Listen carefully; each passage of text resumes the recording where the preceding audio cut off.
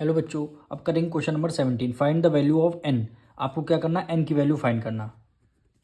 Question number 17 का first part, क्या value given है, 5 की पावर 2n मल्टीप्लाई 5 की पावर 3 इक्वल टू क्या हो गया, 5 की पावर 9।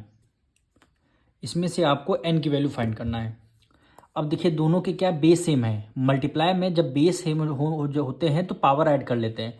यानी 2 टाइम 5 है तो हमने 5 को 1 टाइम लिखा और पावर ऐड कर लेंगे इनकी 2n+3। ये हमारी आइडेंटिटी है। और 5 की पावर इधर 9 है। दोनों तरफ बेस सेम है तो बेस सेम हो जाता है। जब बेस सेम हो जाते हैं इक्वल टू के इस तरफ उस तरफ भी, तो पावर भी अपने आप क्या हो जाएगी, इक्वल हो जाती। चाहे इसको आप कैंसिल कर दीजिए और चाहे इक्वल टू का साइन लगा दीजिए, यानी 2n+3। फिर क्या पावर क्या हो गई, 9 हो गई, क्योंकि बेस बेस दोनों क्या हो गए, आपस में इक्वल होंगे तो पावर भी आपस में क्या हो जाएंगी, इक्वल हो जाएंगे। अब यहाँ से n की वैल्यू निकाल लीजिए, यानी 2n = 9 हुआ। 3 उधर प्लस में था, इधर किस में आ जाएगा, माइनस में आ जाएगा। यानी 2n = 9 में से 3 गया, 6 आ गया। अब 2 1 = 2 और 2 3 जा क्या हो गया, 6 हो गया। यानी n की वैल्यू कितनी आ गई, 3 आ गई। n की वैल्यू क्या हो गई, क्योंकि 2 इधर मल्टीप्लाई में इक्वल टू के इस तरफ डिवाइड करते तब भी आपका आंसर 3 आता। अब इसका हम सेकेंड पार्ट करेंगे। क्या वैल्यू गिवन है, 8 मल्टीप्लाई 2 की पावर n+2 इक्वल हो गया 32। अब इसको सॉल्व करना है। अब देखिए 8 के फैक्टर्स करेंगे।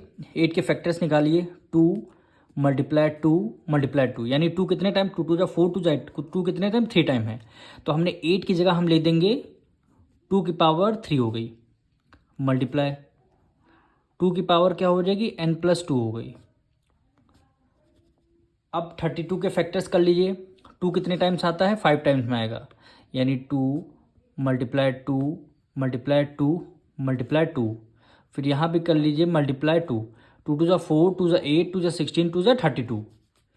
यानी 2 की पावर कितनी हो गई, यहाँ पे हो जाएगी 5, क्योंकि 2 कितनी टाइम्स है, 5 टाइम्स है। अब देखिए यहाँ भी दोनों क्या है, बेस का आपका सेम है। जब बेस सेम हो जाता है तो पावर ऐड हो जाती।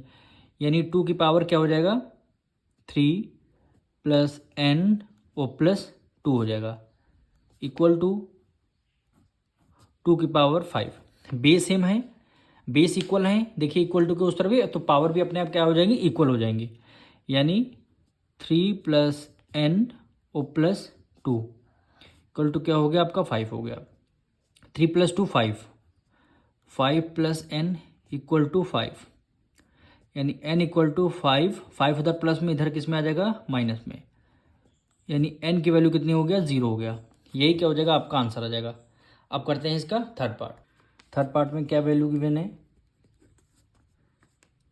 6 की power 2n+1 divided by 36 equal to हो गया 6 की पावर 3 हो गया।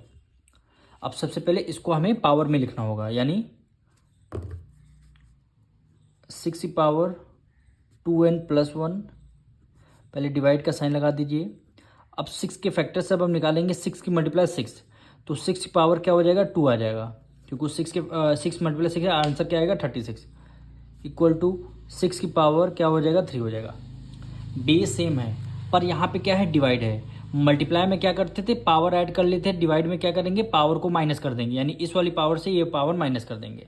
तो बेस आपका सेम है तो बेस को सेम 6 हमने 6 लिख लिया। अब मल्टीप्लाई नहीं है, यहाँ पे डिवाइड का साइन, इसलिए पावर माइनस में होगी, यानी 2n+1 ये वाली पावर और इसकी पावर को माइनस कर देंगे, इक्वल टू 6 की पावर कितनी हो जाएगी, 3 हो जाएगी। अब बेस सेम है, बेस इक्वल है तो पावर भी अपने आप इक्वल हो जाएंगी।